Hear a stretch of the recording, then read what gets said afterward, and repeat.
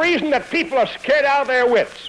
The real reason that we're overwhelmed by the storms of life is because we have forgotten the existence of a good God. My friend, Christ is in this universe. His head's on the pillow of safety and faith in God. He knows he can't go under for going over, and if you'll stay on board and believe in him, you can't go under for going over.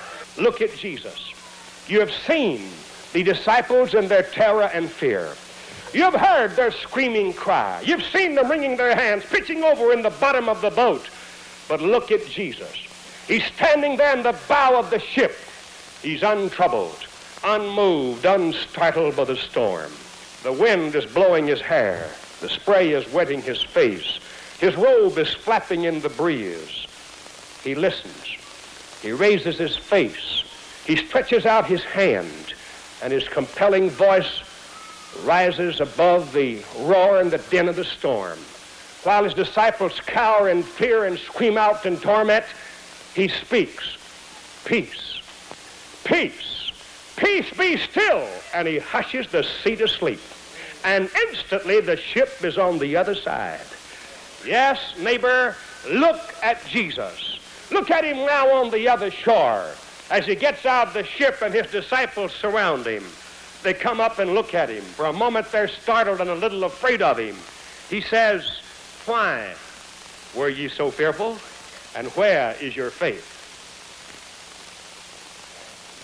And when you feel the overwhelming power of the storms of life, when you feel that you don't have anything to stand on, when that which you reaches for slips between your fingers, when you hear the howling storm at night and feel that you will go out of your mind, just remember what Christ said to them, he says to us. Why are ye so fearful, and where is your faith? I want you to look at Jesus as he stands on the shore surrounded by his disciples. They come up to him a little hesitant and afraid. They whisper to each other, "What manner of man is this? For he commandeth even the winds and water, and they obey him." What manner of man? Yes, he is a man, but he's also God. He was man as a baby, born in Bethlehem, wrapped in swaddling clothes and placed in a manger. But he was God when at the age of 12, he stood in the temple in Jerusalem and answered the questions of the doctors and lawyers. He was man when he shed bitter salted tears over the death of his beloved friend Lazarus, but he was God when he cried, "Lazarus, come forth." He was man, asleep on the pillow in the tossing boat that stormy night. But he was God, standing at the bow of the ship, crying, "Peace, be still," hushing the sea to sleep.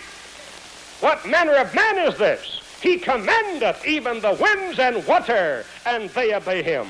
This sermon begins and ends with the command of Christ. First, he commanded his disciples to go over. And second, he commanded the elements to let them through. And my friend, Christ commands you to go over, not under but over. And then he commands the elements, the circumstances, the powers of evil to let you through. And if you believe, you'll go through. Glory to his name. He commandeth.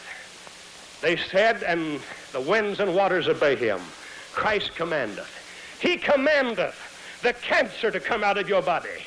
He commandeth the blindness to leave your eyes and you receive sight. He commandeth the deafness to go and you hear again. He commands your dumb tongue to sing. He commands the arthritis to leave your joints and you're loosed and free. He commands the withered arm to be stretched out and it's made whole again. He commands sin to leave your soul and you're washed whiter than snow. He commands tormenting fear to loose you and you become as free as a bird in the air. Christ commands and the powers of sin obey. Neighbor, stay in the boat with Jesus. Keep Jesus in your mind at all times. And don't forget this one thing. If you keep your mind on Jesus, if you sail with Jesus, if you have Christ in your life, you can't go under for going over. Would you bow your heads, please? The Word of God was paramount, followed by which you saw people convicted of their sins. And then the healings began. And even in my failures, and I failed on so many people I prayed for, the people saw the failures.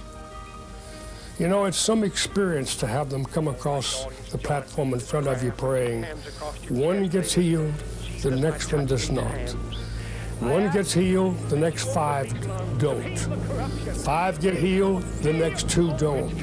I'm exposed, very vulnerable, sitting there. But you see, I knew I wasn't the healer. I knew if God didn't heal them, there wouldn't be any miracle. But if I preached his word, he promised in the last verse of Mark's gospel, I'll confirm my word with signs following. I really believed that. I believed that, and it happened. And the confirmation of my preaching by signs following brought the crowd into the faith. And many of them got healed sitting out in their chairs. They never even had to come in the healing line. It's true that I cannot heal, and we've never made any claims like that, because we know that God alone can heal. But God uses servants, instruments. And I feel that this is an hour when his gifts are being given especially for the deliverance of people from sickness and affliction. We have fine doctors in the world today. Some of my very dearest friends are medical men. And I appreciate these men. They've done a lot for me. They're doing a lot for other people. But we also believe that God heals through prayer, and that God can do what no earthly power can do. God can do it. But we must have faith. Believe. Release our faith. Let our faith go to God. I kept telling them, I can't heal you. I would if I could. But your faith comes by hearing the Word of God. So we had a balanced ministry of the Word of God first, and then the healing services followed. There were about 40 or 50 sermons over the years that I preached, say, in a 16-day crusade. Not all 40 or 50, but I would feel led to use that number until they were seasoned sermons. I came to believe that a sermon has to be preached 20 or 30 times so that it consumes the preacher. He becomes the sermon. And when I walked out, I was that sermon. And the people could feel it and hear it. And I didn't have to grab for words. They poured out of my mouth. They poured out of my inner being, my belly area. But one must believe more than write. He must release that believing. He must get it into action. For it is one's active faith, his released faith, his faith that's turned loose, that heals him. Because the prayer of faith shall save the sick, and the Lord shall raise him up. All of it is action. You release your faith. God releases his power. You believe, and God heals. You do something, God does something. You turn to God, God turns to you. You believe in him, and he sends his power down to your life. And if you don't watch, I'll be praying in tongues, speaking in tongues in a minute. I can feel the power of those old crusades coming in me now.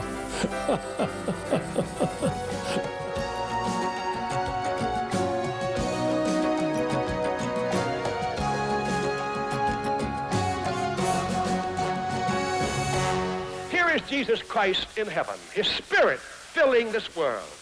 Believe that he has authority and power over your diseases. And then get yourself a point of contact and turn your faith loose.